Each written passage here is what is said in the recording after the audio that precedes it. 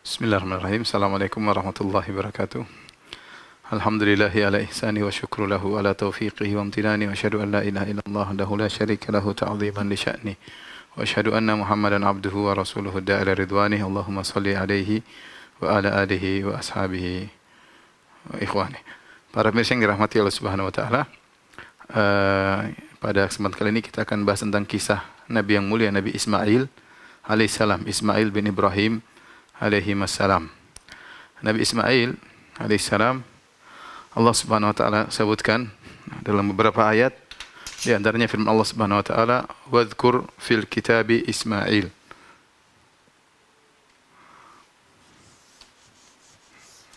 Ya'muru ahlahu bis salati waz zakati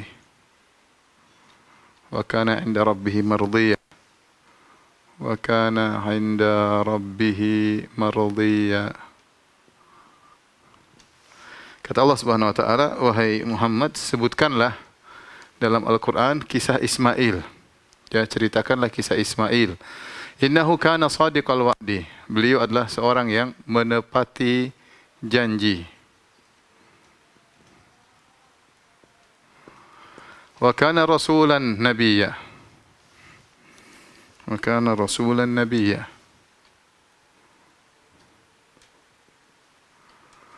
Seorang rasul. Wa kana ya'mur ahlahu bis salati. Memerintahkan keluarganya untuk salat dan zakat, salat dan zakat. Wa kana 'inda rabbih mardiyya, dia diridhai di sisi Rabbnya, diridhai, disukai oleh di sisi Rabbnya.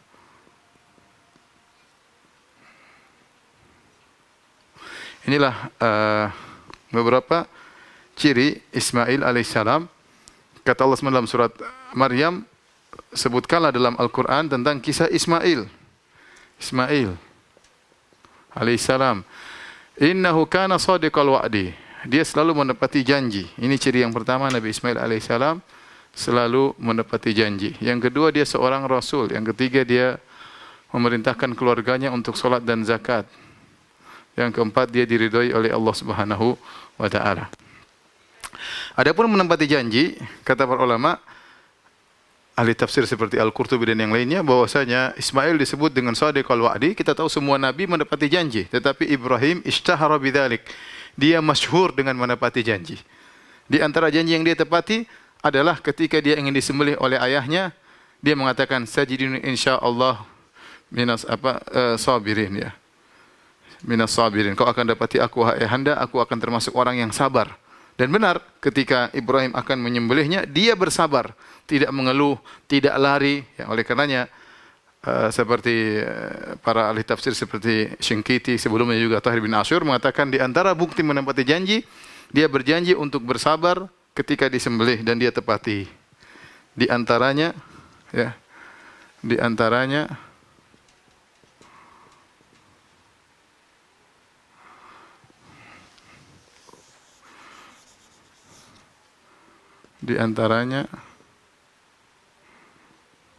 berjanji kepada ayahnya untuk bersabar ketika disembelih.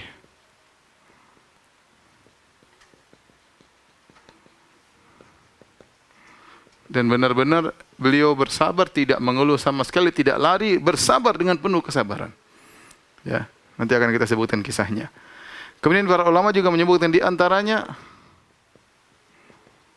Ismail alaihissalam pernah berjanji ketemu dengan seorang suatu tempat. Kemudian dia datang, orang tersebut nggak datang dan Ismail nunggu di situ. Ada yang mengatakan 1 hari, ada yang mengatakan 3 hari. Setelah 3 hari baru orang itu datang. Tapi Ismail maksudnya dia sabar, nungguin orang, ya, nungguin orang sampai 3 hari. Sampai 3 hari karena sudah terlanjur janji.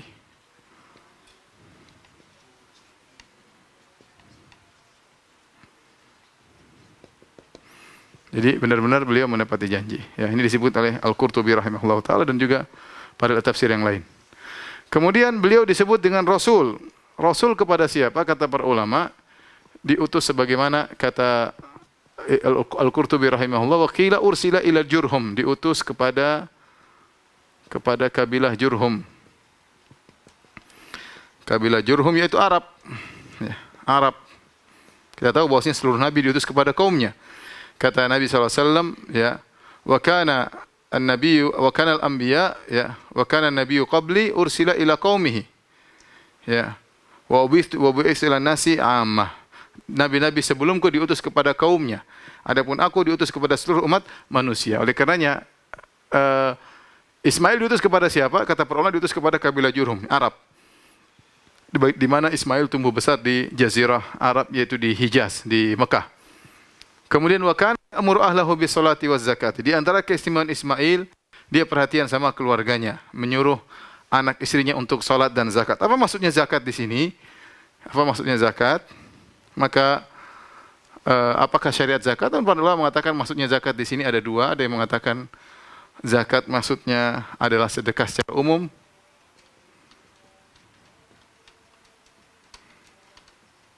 Ada yang mengatakan zakat maksudnya tazkiyatun nafs. Tazkiyatun nafs yaitu pensucian jiwa. Pensucian jiwa.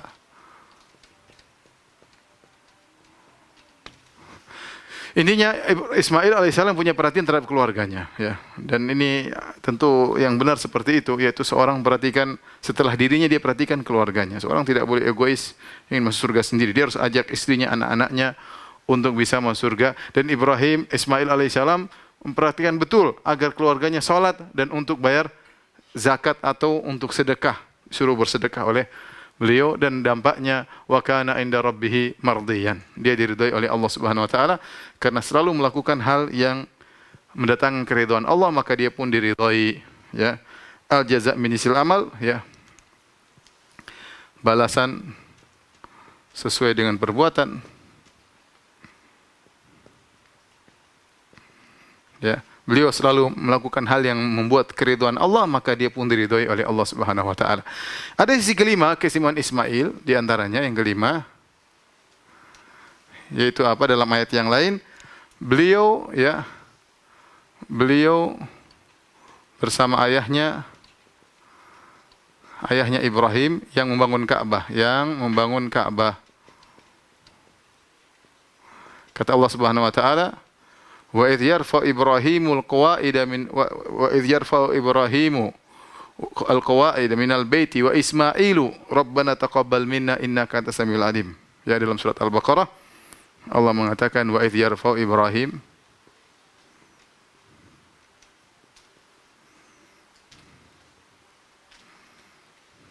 al-qawaida minal bait wa Ismailu, tatkala Ibrahim mengangkat pondasi Ka'bah bersama Ismail. Ya, jadi Ismail dan Ibrahim lah yang membangun Ka'bah. Ini di antara keistimewaan Ibrahim alaihissalam. Ada 5 yang Allah sebutkan dalam Al-Quran.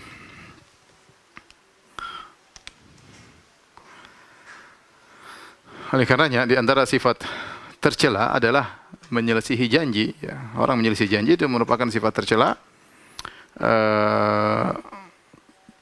Sifat orang munafik, ya, dan orang yang menepati janji adalah sifat orang terpuji, sifat para anbiya dan para rasul.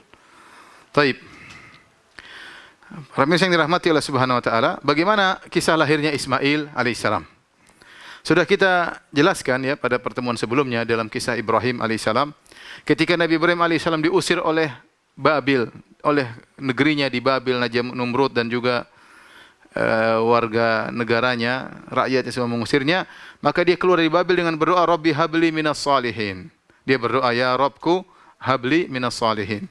Ya Rabbku anugerahkanlah kepadaku anak saleh. Jadi Ibrahim berdoa. Ini dalil bahwasanya untuk mendapat anak saleh kita butuh doa. Kalau Ibrahim saja Nabi berdoa, ya apalagi kita. Kata Allah, fabasyarnahu bigulamin halim. Maka kami beri kabar gembira kepada Ibrahim tentang seorang anak yang halim, yang sabar. Dialah Ismail. Jadi Ismail ini adalah jawaban dari doa Ibrahim.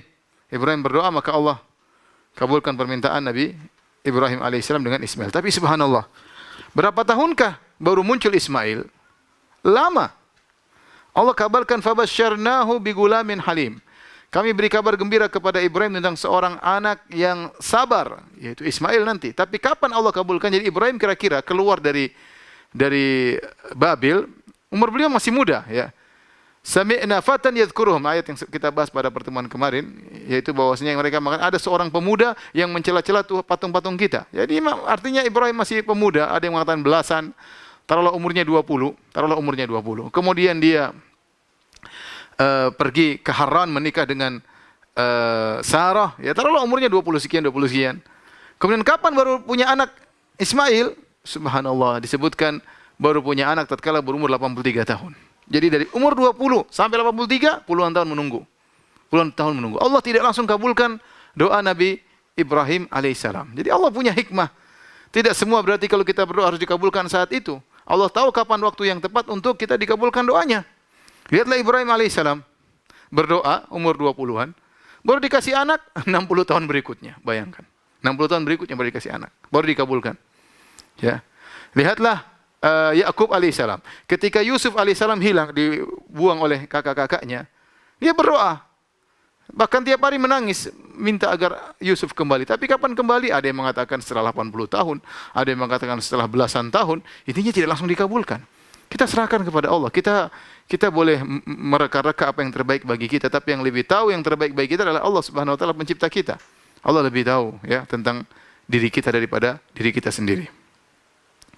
Dan subhanallah ya, puluhan tahun menanti, 60-an tahun menanti kedatangan Ismail, akhirnya Allah kabulkan, lahirlah putra yang sangat dia cintai tersebut, Ismail, dan ternyata putra itulah sumber ujian bagi Ibrahim alaihissalam. Ya. Menanti kedatangan anak puluhan tahun itu sudah ujian tersendiri. Betapa banyak orang tidak sabar kalau nikah sekian tahun tidak punya anak, enggak sabar. Ibrahim 60 tahun nunggu punya anak, kesabaran luar biasa setelah menikah dengan Sarah. Taib, bagaimana lahirnya Ismail? Telah kita sebutkan pada pertemuan kemarin ketika Sarah diganggu oleh Raja Mesir, akhirnya Sarah diberi hadiah, fa'akhdamaha Hajar, diberi hadiah yaitu pembantu yang bernama Hajar. Kemudian tinggallah Ismail, Sarah dan Hajar di Palestina puluhan tahun. Sarah tidak juga punya anak. Akhirnya Sarah ternyata mandul, tidak punya anak. Dan Ibrahim saat itu sudah tua juga, umur sudah 80-an ya. Kemudian di dalam hadis disebutkan umur 80-an, setelah 80 tahun lewat Ibrahim disuruh sunat oleh Allah Subhanahu wa taala. Ikhtatana Ibrahim ba'da 80 sanah wa ikhtatana bil qadum ya. Ibrahim alaihissalam sunat setelah umurnya lewat 80 tahun.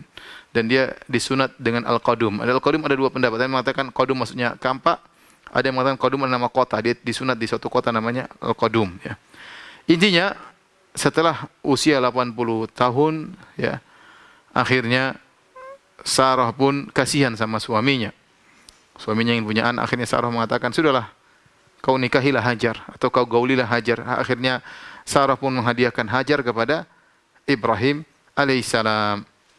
Ternyata ketika Ibrahim menggauli Hajar, ternyata Hajar pun mengandung dan akhirnya punya anak namanya Ismail. Disebutkan oleh para ulama ya bahwasanya Ismail lahir sebelum Ishak, yaitu anaknya Hajar lahir sebelum anaknya Sarah, itu jaraknya sekitar 14 tahun. Sekitar 14 tahun. Wallahu alam bisawab, tidak ada dalil yang tegas, ini diambil dari Israiliyat ya, tetapi ada jarak antara lahirnya Ismail dengan lahirnya Ishak. Ketika Hajar ya, kita lihat Sarah dengan Hajar tentu perbandingannya jauh. Sarah ini sangat cantik jelita, terkenal sangat cantik luar biasa seperti dalam hadis ya. Hajar tentu tidak secantik Sarah. Tetapi ketika Hajar mengandung, kemudian melahirkan seorang anak namanya Ismail, mulailah Sarah cemburu. Cemburu kepada pembantunya, bekas pembantunya. Kenapa? Karena tadinya dia tidak cemburu, bahkan dia yang menawarkan Hajar untuk dinikahi oleh Ismail. Istilahnya Sarah yang mencarikan istri kedua bagi suaminya. Sarah yang mencarikan. Tetapi ketika istri keduanya tersebut memiliki apa yang tidak dia miliki, itu punya anak dan dia tidak punya, maka timbullah kecemburuan Sarah. Akhirnya Sarah cemburu kepada Hajar, ya, dan akhirnya Sarah dalam riwayat disebutkan bertekad untuk melukai atau memotong 3 anggota bagian dari tubuh Hajar. Marah, dia bersumpah saya akan memotong Hajar pada 3 bagian.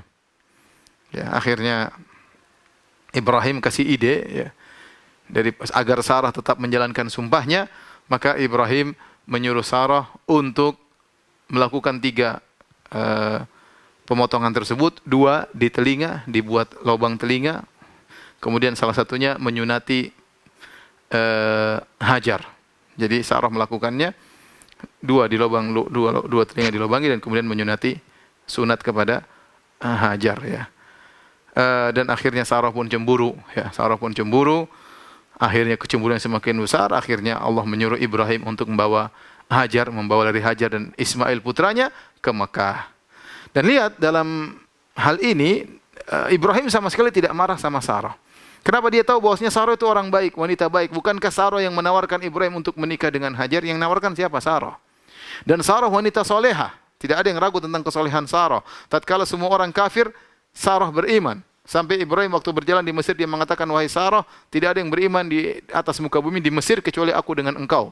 Luar biasa. Tatkala semua orang kufur, dia beriman kepada Ibrahim alaihissalam. Kemudian kita sudah buktikan Sarah begitu soleha. Buktinya waktu dia ingin digoda oleh Raja Mesir, dia berdoa, langsung tangan raja tersebut terbelenggu. Ketika dia berdoa, langsung terlepas. Dan ini menunjukkan luar biasanya Sarah, doanya langsung dikabulkan oleh Allah Subhanahu wa taala. Namun ketika dia cemburu, maka otaknya sebagian tertutup, dan itu biasa wanita. Tatkala cemburu, ya, kecerdasannya, akalnya tertutup oleh kecemburuannya. Oleh karenanya, ini juga dialami oleh Aisyah radhiyallahu taala anha. Tatkala Rasulullah SAW sedang di rumah Aisyah radhiyallahu taala anha, tiba-tiba ada banyak tamu, tiba-tiba ada istri yang lain dari istri Nabi itu madunya mengirim makanan.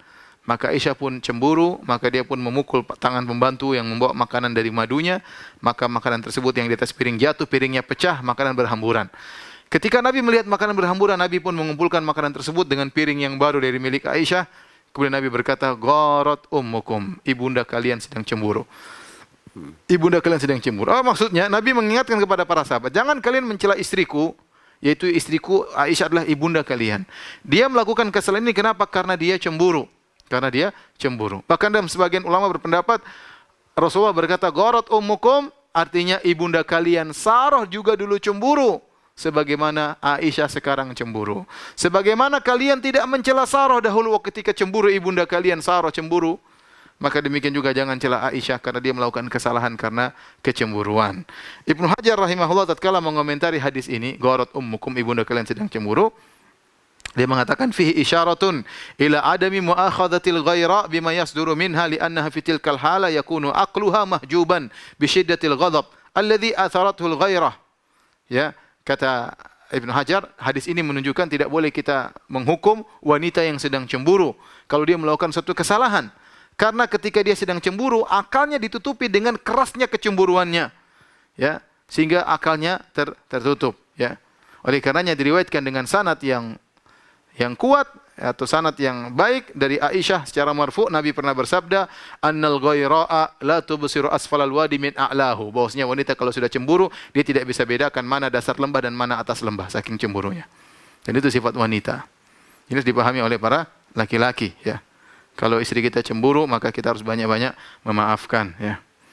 Ya, kalau dia pecahin piring, biarin aja, ya. Aisyah pecahin piring. Kalau dia banting HP, biarin aja. Lihat HP-nya murah, biarin. Kalau HP-nya mahal, ditegur, ya. Intinya, bagaimana kita mau marah kepada seorang wanita yang melakukan kesalahan karena saking cinta kepada kita. Ini pelajaran berharga bagaimana Ibrahim alaihissalam, ya, sabar dengan Sarah, dan bagaimana Muhammad SAW sabar dengan Aisyah. Jangan kita tuduh istri kita enggak soleha. Apa kurang solehanya Sarah? Malah lebih soleh dengan kita. Sarah soleha luar biasa. Ya, apa kurangnya solehahnya Aisyah? Tetapi ketika cemburu, akal mereka tertutup. Susah untuk berpikir dengan jernih. Kenapa sedang cemburu? Ya, sehingga kadang melakukan perbuatan yang keliru. Akhirnya para pemirsa yang dirahmati Allah Subhanahu wa taala, akhirnya Ibrahim pun membawa Hajar dan Ismail menuju tempat yang jauh dari Palestina menuju kota Mekah. Bayangkan ribuan kilometer, ya. Semua ini adalah ujian, ya. Ternyata lahirnya Ismail adalah kebahagiaan. Inilah yang dinanti-nanti oleh Ibrahim puluhan tahun, ternyata ujian juga bagi Ibrahim. Allah mengujinya pada orang yang dia cintai. Ya, karena Ibrahim adalah Khalilur Rahman, kekasih Allah, diuji pada perkara-perkara yang dia cintai. Ya, anak yang dia nanti ini nih, langsung disuruh pisah, bayangkan. Belum tahu lagi masih punya anak atau tidak. Ya, belum tahu lagi. Tidak ada kabar bahwasanya dia bakalan punya anak. Nanti datang kabar belakangan bahwasanya Sarah akan punya anak. Belakangan. Tatkala malaikat datang ingin membinasakan kaum Lut, akan kita jelaskan pada kisah Nabi Lut alaihissalam. Tetapi ketika Ibrahim meletakkan anaknya Ismail, anak satu-satunya yang dia nantikan selama puluhan tahun di kota Mekah, dia tidak tahu punya anak lagi atau tidak. Sementara dia tahu istrinya Sarah mandul. Tapi ini ujian. Padahal kalau Hajar di sisinya mungkin dia bisa punya anak lagi, punya anak lagi, punya anak lagi. Dan siapa laki-laki tidak ingin punya anak, semua ingin punya anak. Tapi ini ujian. Bayangkan anak yang dia nantikan ternyata itulah sumber ujiannya. Taib. Berangkatlah Ibrahim bersama Hajar dan Ismail menuju ke Mekah. Kisah tentang berangkatnya Ibrahim dan Hajar dan Ismail menuju Mekah datang dalam Sahih Bukhari dalam hadis yang panjang dari Ibnu Abbas radhiyallahu ta'ala anhuma. Saya bacakan sebagian lafalnya. Kata Ibnu Abbas radhiyallahu anhuma, "Awwala ma takhadha an-nisa' al-mintaqa min qibali ummi Ismail ittakhadhat mintaqan li tu'afiya atharaha ala Sarah thumma jaa'a biha Ibrahim wa ibniha Ismaila wa hiya turdi'uhu." Kata Ibnu Abbas, yang pertama kali menggunakan mintak. Mintak itu semacam sabuk yang dipakai di pinggang kalau seorang wanita sedang kerja keras, maka dia menaikkan roknya kemudian dia ikat supaya dia bisa lega dalam bergerak. Namanya mintak, diikat. Kata Ibrahim yang pertama kali pakai mintak adalah Hajar. Buat apa dia pakai mintak? Dia macam sabuk dan kemudian ada ekornya. Buat apa? Itu kain panjang di belakangnya untuk menutup bekas kakinya karena dia sedang dikejar oleh Sarah. Bayangkan. Dikejar oleh Sarah maka dia memakai mintak supaya bekasnya tidak terlihat oleh Sarah. Sebagian ulama mengatakan dalam riwayat bahwasanya Hajar menggunakan baju pembantu untuk membuat ridho Sarah. Artinya Hajar yang mengatakan, "Wahai Sarah, jangan marah kepadaku, aku bekas pembantumu." Hajar bukan sedang menyaingi Sarah, ya. Tidak ada dalil bahwasanya Hajar ingin menyaingi Sarah. Berbeda dalam Bible disebutkan bahwasanya setelah Hajar punya anak dia mentang-mentang dia menghina merendahkan Sarah. Itu dalam Bible. Dalam Islam tidak ada begitu. Dalam Islam tidak ada bahwasanya Hajar mentang-mentang kemudian merendahkan Sarah karena enggak punya anak, enggak. Tapi Sarah cemburu dan Hajar pun bahkan menunjukkan dirinya seorang bantu agar Sarah tidak marah. Dan ini adalah kemuliaan akhlak Hajar. Oleh karena saya ingatkan kepada ibu-ibu yang kebetulan mungkin ibu adalah posisinya istri pertama atau istri kedua atau istri ketiga, harus banyak-banyak bersabar dalam menghadapi kehidupan berpoligami, ya. Sama-sama bekerja sama untuk bisa menegakkan syariat Allah agar suami bisa menegakkan syariat Allah Subhanahu wa taala. Kalau pas ibu adalah posisi istri kedua yang mungkin lebih muda daripada istri pertama, maka banyaklah mengalah, ya. Banyaklah mengalah, ya. Dan istri pertama juga harus berusaha untuk berbuat adil, jangan memaksa suaminya melakukan hal di luar kemampuannya dengan menceraikan istri keduanya atau yang lainnya dengan mengancam dan yang lainnya ingin merusak rumah tangga, pilih saya atau dia. Ini semua tidak disyariatkan, ini dosa, ya. Rasulullah melarang seorang minta kepada suaminya untuk menceraikan madunya, enggak boleh. Hukumnya haram, ya. Taib, intinya akhirnya karena kecemburuan Sarah memuncak, akhirnya Ismail pun dan Hajar dibawa oleh Ibrahim. Kemudian Ibrahim bawa putranya sampai di Mekah, suatu lembah yang di situ akan dibangun Ka'bah. Lembah yang gersang, tidak ada sumber air, tidak ada tumbuhan, tidak ada orang sama sekali. Siapa yang mau tinggal di situ? Enggak ada. Ini ternyata tempat yang sangat dicintai oleh Allah Subhanahu wa taala. Ya, ahabul buqa ilallah Makkah. Tempat yang paling dicintai oleh Allah kota Mekah. Apakah Allah mencintai kota Mekah karena suburnya, karena sungainya, karena indahnya? Tidak. Karena kota Mekah akan dibangun Ka'bah di tempat ibadah. Ya, Allah mencintai kota tersebut karena tempat ibadah. Maka kita harus tahu bahwasanya ukuran kecintaan Allah bukan karena kegantengan kita, karena bagusnya baju kita, bukan, tapi karena iman kita. Ya, kalau ukuran yang dicintai oleh Allah adalah keindahan, Indonesia lebih indah, jauh lebih indah daripada Mekah. Mekah ada apa? Enggak gunung-gunung, Dok. Gunung-gunung. Belakangan baru muncul minyak. Dulu gunung-gunung, siapa yang mau tinggal di sana? Ya, gunung-gunung, bukit-bukit, kemudian lembah, enggak ada apa-apa, ya. Tapi Allah mencintai kota Mekah. Kenapa? Karena di situ akan dibangun Ka'bah, Baitullah. Akan disembah Allah di situ, orang akan tawaf di situ, ya. Taib, ya. Ketika Nabi Ibrahim meletakkan putranya di tempat yang gersang, Nabi Ibrahim berdoa, "Inni askantu min dzurriyyati biwadin ghairi dzi zar'in 'inda baitikal muharram. Rabbana liyuqimus shalah." Ya Rabbku, sungguhnya aku meletakkan sebagian anakku di suatu lembah yang tidak ada tumbuhan, tidak ada tanaman di sisi tempatmu untuk membangun Ka'bah, yaitu di dekat Ka'bah. Ya. Kemudian Nabi Ibrahim memberikan bekal kepada Hajar dan Ismail. 2 kantong, 1 kantong isinya korma, 1 kantong isinya air minum. Tsumma qafa Ibrahim muntaliqan. Setelah meletakkan bekal, Ibrahim pun pergi meninggalkan istrinya dan putranya. Ketika Ibrahim pergi, subhanallah, Hajar mengejar suaminya. Hajar mengejar. Bayangkan Ibrahim berjalan dari Palestina menuju ke Mekah, mungkin perjalanan ribuan kilo, ya, butuh perjalanan yang jauh, 1000 kilo lebih. Yang menemani istrinya. Begitu sudah sampai di sana ditinggal begitu saja. Maka ini hal yang aneh bagi Hajar. Maka Hajar pun mengejar Ibrahim. Ibrahim terus berjalan, tidak peduli. Kemudian Hajar berkata, "Ya Ibrahim, aina tadhhabu? Kemana kau pergi wahai suamiku? Tatrukuna bihadzal wadi, kau tinggalkan kami, istrimu dan anakmu yang masih kecil, masih disusui di lembah ini. Alladzi laisa fi insun wala syai', tidak ada manusia untuk kita ngobrol-ngobrol, enggak ada. Wala syai', tidak ada makanan, tidak ada apa-apa di situ, tidak ada tumbuhan." Faqalat lahu dzalika miraran wa ja'ala la yaltafitu ilaiha. Hajar berulang-ulang menyampaikan, "Wahai suamiku, kenapa kau tinggalkan kami di sini? Kenapa?" Ibrahim tidak menoleh sama sekali. Ibrahim tidak peduli dengan perkataan Hajar sama sekali. Tatkala Hajar menyadari enggak mungkin suaminya seperti ini. Dia kenal betul siapa Ibrahim, lelaki yang saleh, yang bertakwa kepada Allah, yang sayang kepada istrinya. Ketika dia sadar Ibrahim enggak mungkin melakukan hal yang aneh ini, maka Hajar berkata, "Allahul ladzi amaraka bihadza?" Apakah Allah yang perintahkan engkau melakukan ini? Qala na'am. Tatkala itu baru Ibrahim menjawab, "Na'am. Iya, Allah perintahkan aku seperti ini." Qalat, Hajar berkata, "Idzan la yudayyi'una." Kalau begitu Allah tidak akan mentelantarkan kami. Summa raja'at. Kemudian dia pun balik ngurusi anaknya. Ibrahim jalan terus sampai ketiga tiba di suatu saningnya, tempat yang agak tinggi. Haitsu la yarawnahu, tatkala anak istrinya sudah tidak lihat dia lagi, maka dia balik badannya menghadap Ka'bah, menghadap areal akan dibangun Ka'bah. Dia ingin mendoakan anak dia, hatinya hancur Ibrahim, hatinya sedih, tapi ini perintah Allah, mau diapain? Ujian berat meninggalkan istri sama anak di tempat yang seperti itu, anak yang dia nanti-nanti. Maka Ibrahim begitu sampai di tempat yang agak tinggi, sudah tidak dilihat oleh Hajar dan Hajar tidak melihat dia lagi. Kalau Hajar lihat dia balik, maka akan dipanggil lagi. Maka dia pun balik menghadap ke arah Ka'bah, mengangkat kedua tangannya, kemudian dia berdoa dengan doa yang panjang yang Allah sebut dalam surat Ibrahim. Wa idz qala Ibrahim rabbi ij'al hadzal balada amina wa junubni wa bani an na'budal asnam. Tatkala Ibrahim berdoa, "Ya Rabbku, jadikanlah negeri ini negeri yang aman, kota Mekah jadi kota yang aman. Dan jauhkanlah aku dan anak-anakku turunanku dari penyembahan berhala. Rabbi innahunna adlalna katsiran minan nas."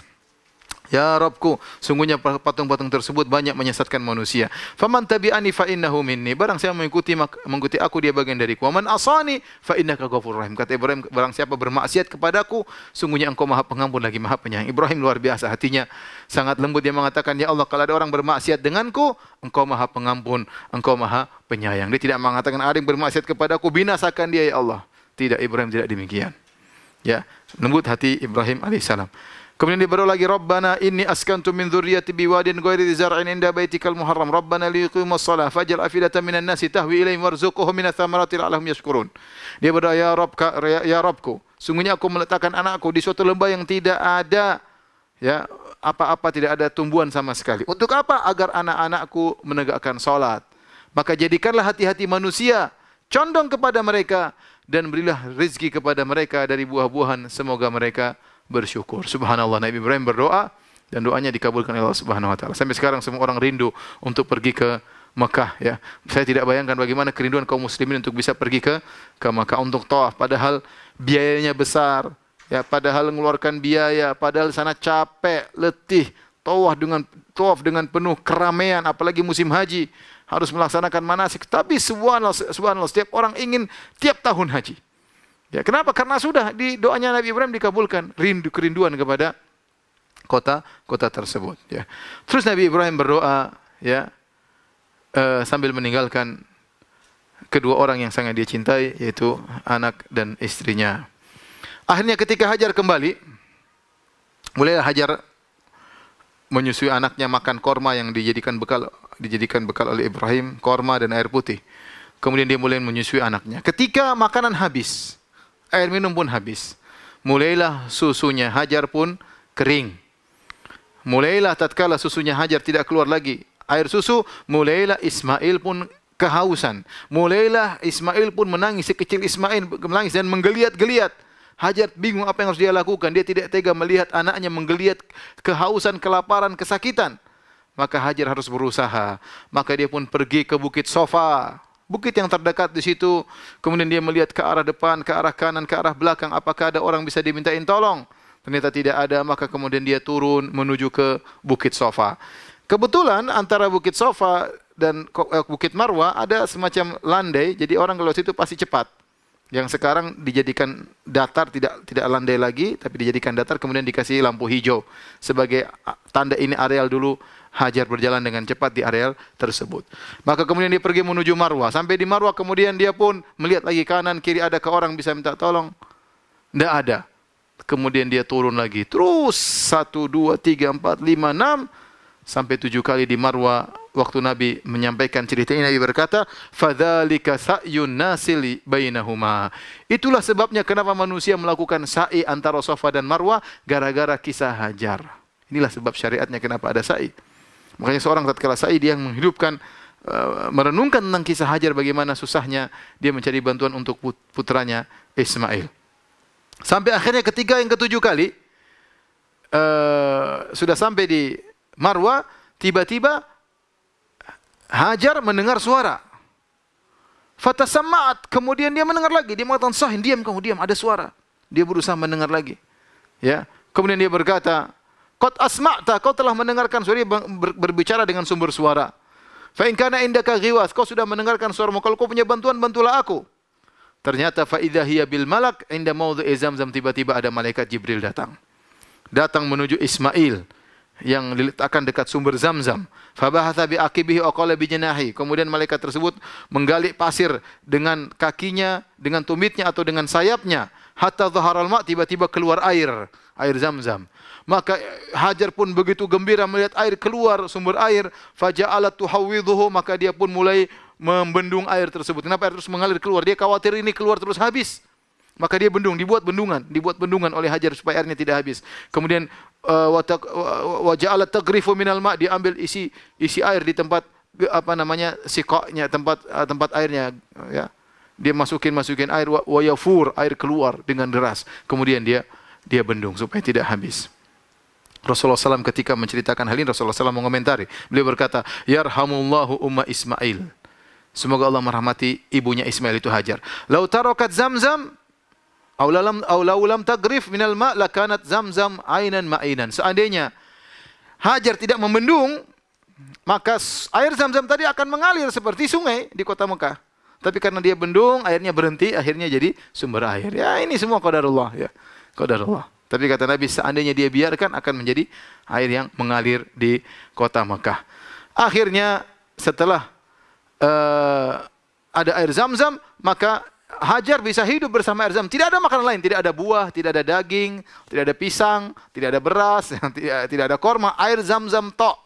Ternyata dia mampu hidup dengan air Zamzam tersebut, mampu menyusui putranya Ismail. Karena air Zamzam memang air yang penuh berkah. Nabi pernah berkata, "Ma'u Zamzam lima syuribalahu." Air Zamzam tergantung niat apa seorang yang meminumnya. Nabi juga pernah berkata, "Innaha mubarakatun, innaha tu'amu tu'min, wa shifa'u suqmin." Sungguhnya air Zamzam air yang berkah, air yang bisa mengenyangkan dan bisa menyembuhkan penyakit. Ini Nabi ucapkan kenapa dalam Sahih Muslim tatkala Abu Dzar Al-Ghifari datang ke Mekah dan dia sembunyi-sembunyi. Dia ingin mencari Nabi, tapi dia tidak ingin terang-terangan. Maka dia bersembunyi selama sebulan penuh. Tidak makan, tidak ada makanan kecuali air Zamzam. Dia tidak ingin keluar cari Nabi. Tatkala itu di Mekah orang sedang menuduh Nabi penyihir, dukun dan yang lainnya, khawatir dia diganggu oleh orang Quraisy. Akhirnya dia sembunyi-sembunyi. Sampai setelah sebulan akhirnya ketemu Nabi di Masjidil Haram. Nabi lihat di perutnya ada semacam bengkok, macam gemuk, tanda gemuk, lipatan perut. Nabi bertanya, "Apa yang kau makan selama ini?" Kata dia, "Enggak ada kecuali Zamzam." Kata Nabi, "Innaha mubarakatun." Sungguhnya air Zamzam air yang berkah. "Innaha ta'amu tu'min." Air Zamzam bisa mengenyangkan. Dan ini di antara keistimewaan Zamzam. Buktinya Ismail, Hajar hanya minum air Zamzam, tapi dia bisa kenyang, dia bisa menyusui anaknya. Setelah keluar air Zamzam, malaikat berkata kepada Hajar, "La takhafu dhai'ah." Jangan kau khawatir Hajar, kau akan ditelantarkan. Kau tidak akan ditelantarkan oleh Allah. Fa innaha huna baitallah. Di sini akan dibangun rumah Allah, Ka'bah. Ya bni hadzal gulam wa abuhu, yang bangun ini anak yang masih kecil ini. Nanti suatu saat dia akan bangun bersama bapaknya. Wa innallaha la yudhi'u ahlahu, dan Allah tidak akan mentelantarkan hambanya, ya. Subhanallah. Ketenangan, ya, yang Jibril berikan kepada Hajar, berita kabar gembira dari Allah Subhanahu wa taala. Akhirnya hiduplah Hajar dan Ismail di situ. Sampai suatu hari lewatlah kabilah Jurhum. Siapa kabilah Jurhum? Kabilah Jurhum ini dari Al-Arab Al-Aribah, dari Arab asli, dari Yaman, dari Qahtan. Mereka setelah musibah di Yaman, mereka pun keluar dari Yaman untuk mencari tempat tinggal. Di antaranya mereka sampai berhijrah ke Hijaz, ke Mekah. Mereka biasa lewat tempat situ, tahu-tahu pada suatu hari mereka kaget. Mereka lewat daerah areal Ka'bah, tiba-tiba ada burung yang muter-muter di atas areal Ka'bah. Maka mereka berkata, inna hadza at-ta'ira la yaduru ala ma. Ini burung tidak mungkin muter-muter kecuali ada air di bawahnya. La ahduna bi hadzal wadi wa fihi ma. Setahu kita sering lewat sini, enggak ada air. Ini kok ada burung muter-muter situ. Coba cek. Akhirnya mereka cek. Diutuslah 2 orang untuk ngecek. Ternyata benar ada air Zam-Zam. Ternyata ada penjaganya di situ. Penjaganya siapa? Hajar dan Ismail tinggal di situ. Akhirnya mereka pun datang, kemudian mereka ngobrol sama Hajar. Mungkin pakai bahasa isyarat atau pakai bahasa apa.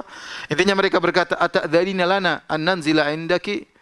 Kau izinkan kami untuk tinggal bersamamu wahai Hajar? Faqalat na'am, kata Hajar, iya. Walakin la haqqa lakum fil ma, tapi ini air milik saya, bukan milik kalian. Qalu na'am, kata mereka, setuju, ya. Ini perlu kita ingat. Kenapa? Karena yang berhak menguasai Ka'bah adalah Ismail, ya, karena itu air milik Ismail dan Hajar, ya. Nanti akhirnya Ka'bah dikuasai oleh kabilah Jurhum dan anak-anak Ismail akhirnya diusir di kemudian hari.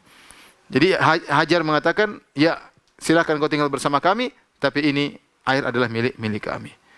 Subhanallah, doanya Hajar terkabulkan waktu Hajar berkata kepada Ibrahim, wah Ibrahim, kau tinggalkan kami di suatu lembah, laisa fi insun wala syai', tidak ada manusia dan tidak ada sesuatu pun. Ternyata Allah kabulkan, ada air Zam-Zam dan ada tetangga. Datanglah kemudian suku Jurhum tinggal di situ bersama Ismail. Sampai akhirnya Ismail tumbuh, wa syabbal gulam wa ta'allama al-arabiyyata minhum. Ismail bukan orang Arab, dia orang Babil, bapaknya Babil. Kemudian dia tumbuh di Mekah dan dia kemudian belajar bahasa Arab dari orang-orang Arab. Sampai akhirnya apa? Wa anfasahum wa ajabum hina syabba. Bahkan dia yang paling hebat di antara orang-orang tersebut. Ya, tatkala dia tumbuh menjadi muda, dia menjadi orang yang hebat. Bahkan bahasa Arabnya lebih hebat daripada mereka. Dalam satu hadis Rasulullah SAW bersabda, "Awwalu man fataqallahu lisanahu bil arabiyyatil mubina Ismail." Orang yang pertama kali Allah buka lisannya untuk bisa berbicara dengan Arab yang baik adalah Ismail. Jadi Ismail dia bukan orang Arab. Tetapi ketika dia tumbuh di tengah-tengah orang Arab dan Allah ajarkan bahasa Arab kepada Ismail, jalil yang paling fasih daripada orang-orang Arab tersebut. Maka akhirnya Ismail tumbuh di sana bersama suku Jurhum, suku Arab asli. Akhirnya dia pun meninggal, ya, dengan salah seorang wanita dari kabilah Jurhum. Tidak lama kemudian akhirnya Hajar meninggal dunia. Hajar meninggal dunia. Mulai Ismail kemudian tinggal dan menikah dengan seorang wanita di daerah tersebut dari suku Jurhum. Taib. Para misal yang dirahmati oleh Subhanahu wa taala, Ibrahim alaihissalam meskipun dia tinggal di Palestina, dia sering kali tengok anaknya. Dan para ulama menyebutkan dalam riwayat dia naik burak untuk menengok anaknya karena jarak jauh sekali. Ya. Sampai satu hari Ibrahim tengok anaknya Ismail. Ternyata Ismail lagi tidak di rumah, cuma ada istrinya. Maka Ibrahim bertamu, sudah sangat tua Ibrahim, ya sudah sangat tua, ya sudah hampir 100 ya. Maka dia bertanya kepada, hampir 100 tahun umurnya, sekitar 100 tahun. Maka dia bertanya kepada istrinya Ismail, "Mana suamimu?" Kata istrinya, "Kharaja yabtaghi lana," sedang kerja cari nafkah buat kami. Kemudian Ibrahim bertanya kepada istri Ismail tentang bagaimana kondisi kalian, bagaimana kehidupan kalian. Maka istrinya menjawab, "Nahnu bisyarr," kami hidupnya buruk. "Nahnu fi dhiq," kami dalam kondisi sempit. "Wa syiddah," dalam kondisi sulit. Dikumpulkan semuanya. Syarr, syiddah, dhiq. Yaitu kami hidup sulit, kami hidup sempit, kami hidup buruk. Bayangkan, mengeluh. Fasyakat ilai, maka dia pun mengeluh kepada Ibrahim tentang kondisi rumah tangganya. Maka kata Ibrahim alaihissalam, dia tidak tahu ini mertuanya, dia enggak tahu. Maka Ibrahim berkata, "Fa idza jaa zaujuki faqri'i alaihi salam." Kalau datang suamimu, sampaikan salam dariku. Wa quli lahu yughayyir atabata babihi, dan sampaikan kepada suamimu untuk mengganti atabatal bab. Atabah itu adalah kayu yang dipijak sebelum buka pintu. Ya, jadi bukan galang pintu, bukan daun pintu. Sebagian orang salah menerjemahkan atabah. Atabah itu semacam kayu. Jadi orang kalau masuk pintu ada kayu yang dia pijak dulu, baru kemudian kayu model zaman dulu ada kayu baru kemudian buka pintu, namanya atabah. Kenapa dikatakan atabah seperti wanita? Karena sama-sama mautu'ah. Ini bahasa Arab. Intinya akhirnya dia mengatakan kalau suami datang sampaikan untuk merubah pijakan pintunya. Falamma ja Ismail, tatkala Ismail datang, seakan-akan dia merasakan ada sesuatu. Dia mengatakan, hal ja'akum min ahad, apakah ada orang datang tadi? Qalat na'am, ada. Na'am, ja'ana syekhun kada wa kada. Datang seorang yang sudah tua, ciri-cirinya begini-begini. Fasa'alana anka fa akhbartu, dan dia tadi bertanya tentang dirimu, maka aku kabarkan tentang engkau. Wa sa'alani kaifa aishuna, dan dia bertanya bagaimana tentang kehidupan kita. Fa akhbartuhu, maka aku kabarkan bahwasanya kita dalam kondisi berat, dalam kondisi sulit, dalam kondisi sempit. Ismail bertanya, "Fahal awsaqi bi syai'in?" Apakah orang tua itu berwasiat sesuatu kepada engkau? Qalat na'am, iya. Amarani an aqra alaika salam. Dia katakan agar menyampaikan salamnya untukmu. Wa yaqul ghayyir atabata babik, dan dia menyuruh engkau mengganti pijakan pintumu. Maka Ismail berkata, "Dzaka abi." Itu orang tua yang datang adalah bapakmu, adalah bapakku. Wa qad amarani an ufariqaki, dan dia telah memerintahkan aku untuk menceraikan engkau. Ilhaqi bi ahliki fatallaqaha.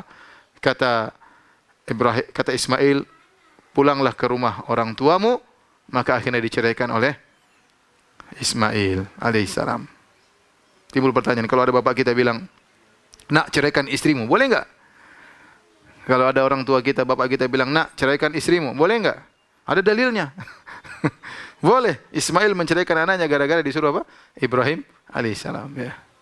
Demikian juga Umar bin Khattab pernah menyuruh putranya Ibnu Umar untuk menceraikan istrinya. Dia nurut sama bapaknya. Nah, kalau kita bagaimana? Bapak kita suruh kita menceraikan istri kita. Ya. Kata para ulama, hal ini pernah ditanya kepada Imam Ahmad. Bagi Imam Ahmad kalau orang tua kita menyuruh kita menceraikan istri kita. Tapi para pemirsa yang dirahmati Allah Subhanahu Wa Taala, bagaimana kalau orang tua kita menyuruh kita untuk menceraikan istri kita? Ya. Ibrahim menyuruh Ismail menceraikan istrinya, Ismail lakukan. Umar bin Khattab menyuruh putranya Abdullah bin Umar menceraikan istrinya, maka dia pun nurut. Bagaimana ayah kita? Imam Ahmad pernah ditanya tentang hal ini, kata Imam Ahmad, lihat bagaimana ayahmu.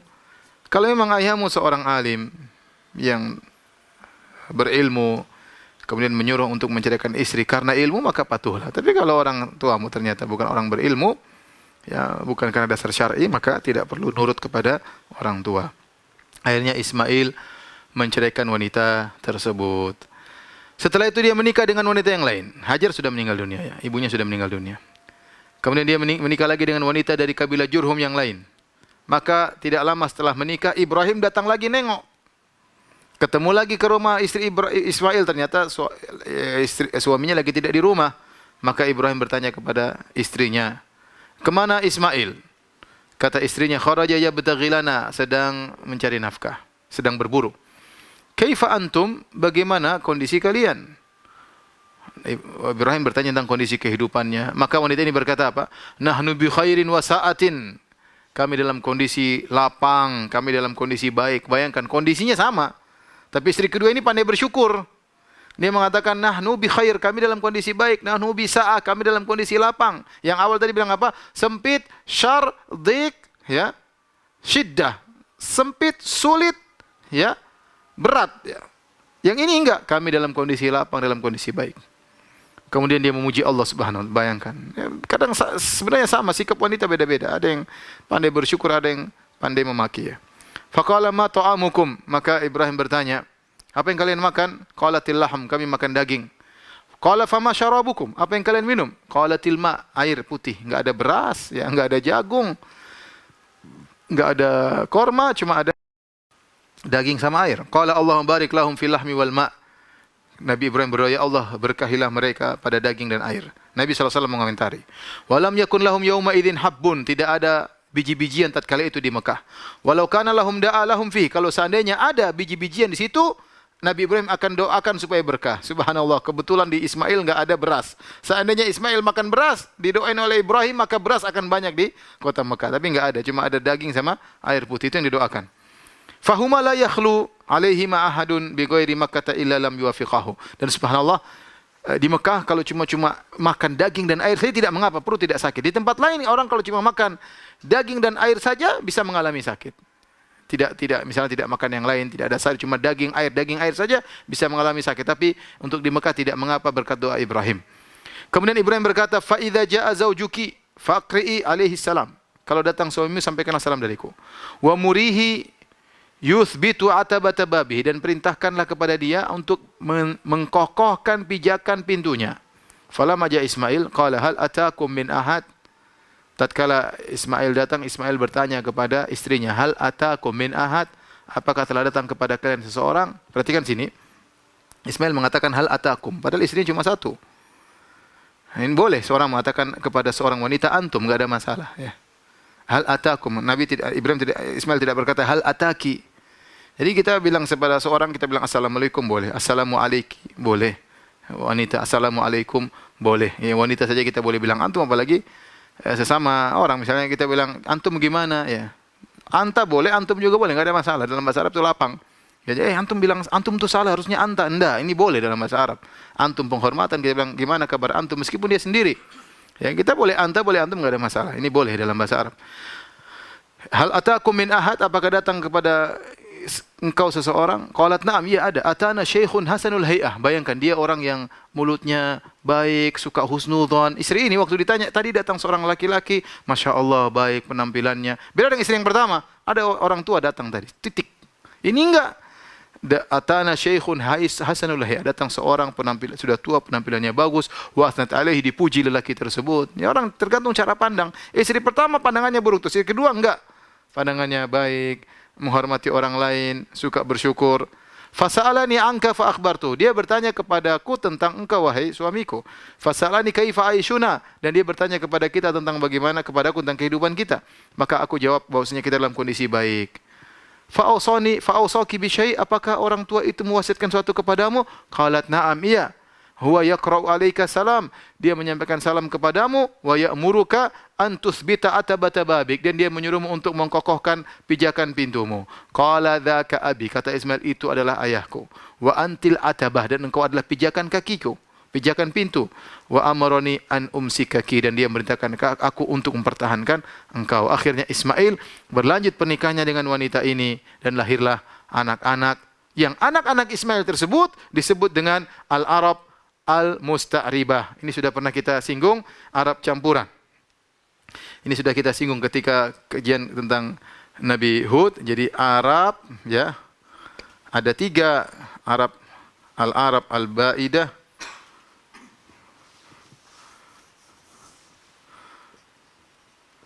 Al-Arab Al-Ba'idah, yaitu Arab yang punah. Tidak ada keturunannya, tidak dijelas, tidak bisa ditelusuri keturunannya. Itu diantaranya kaum Ad dan kaum Samud. Itu kaumnya Nabi Hud dan kaumnya Nabi Saleh. Kalau namanya Al-Arab Al-Aribah, Al-Arab Al-Aribah, yaitu Arab asli. Ini dari kabilah Qahtan. Di antaranya adalah suku Jurhum. Jurhum, suku istrinya Ismail. Ini suku istrinya Ismail. Suku istrinya Ismail alaihissalam. Kemudian yang ketiga namanya Al-Arab Al-Aribah. Al-Arab Al-Musta'ribah. Al-Arab Al-Musta'ribah. Itu Arab campuran. Inilah Arab campuran, inilah hasil dari pernikahan Ismail plus Jurhum, suku Jurhum. Ya, yang asli Arab adalah istrinya, ini asli Arab, Arab Al-Aribah, adapun Ismail bukan Arab. Nah, anak-anak keturunannya inilah disebut Arab Musta'ribah. di antaranya adalah Nabi Muhammad sallallahu alaihi wasallam, ya. Inilah kita lanjutkan insyaallah besok tentang kisah Nabi Ismail alaihissalam. Demikian saja, kurang lebihnya saya mohon maaf. Subhanakallah bihamdik asyhadu an la ilaha illa anta astaghfiruka wa atubu ilaik. Assalamualaikum warahmatullahi wabarakatuh.